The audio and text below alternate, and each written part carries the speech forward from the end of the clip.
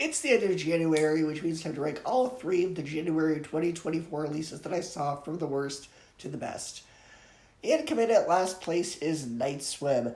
Now, I've seen worse horror movies, but that still doesn't excuse how bad this movie is. The first two-thirds are pretty effective with the creepy atmosphere and some good psychological horror, but the movie really disappoints in the last third. The characters are all pretty generic, and the dialogue is clunky. There are some effective scares, but overall, this is just a ripoff of Poltergeist. It's a movie about a haunted swimming pool. Yeah.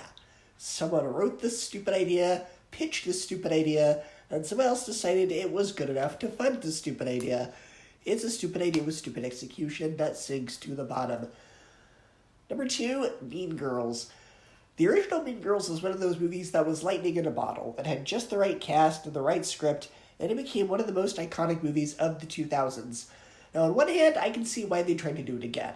The original is 20 years old, high school has changed a bit, teens now have social media, something that wasn't really a thing in 2004. I do appreciate that they did semi-update the story to relay the same message to an age group, but other than modern technology and making it a musical, the movie doesn't really do anything new. It's beat for beat, almost line for line the same story, and the jokes are either ones that are being repeated from the original or they're just removed entirely.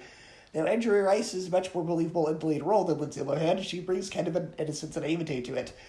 Renee Rapp also does a great job as Regina George, and yes, this is thankfully a musical where they can actually sing. Nothing sounds auto-tuned or off-key. Unfortunately, this is also a musical where the songs just aren't that memorable. And plot-wise, you've literally seen all this before. It's like a lot of the Disney live-action remakes where very few of them do anything to justify it being made, and instead rely on the nostalgia for the original. If you're a fan of the Broadway musical and you want to see it on the big screen, it might be for you, but if I have a choice between which two versions of the movie I'm going to watch, I'm going to choose the original. While it has good performances, to me this version is just not that fetch. And coming in at first place is Lift. Ocean's 11 and Mission Impossible are thrown into a blender to give us a movie with fun, over-the-top action and a clever plot.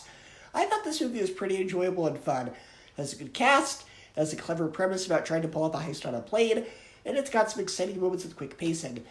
However, as far as heist movies go, it's pretty safe. There aren't really any unpredictable twists, it's pretty formulaic, but it's still enjoyable. The film doesn't really get going until the second act when the characters actually start planning the heist. Until that point, there's way too much talk about NFTs that will date this movie, and they come off as cringy and trying to be trendy. Now, I thought the action was fun to watch, and the story, while predictable, did still have its moments, and I'd say it's still worth it, and it comes in at number 1 as the best movie that I saw in January 2024. Go ahead and share your ranking of the movies that you saw this month, and I will see you next time.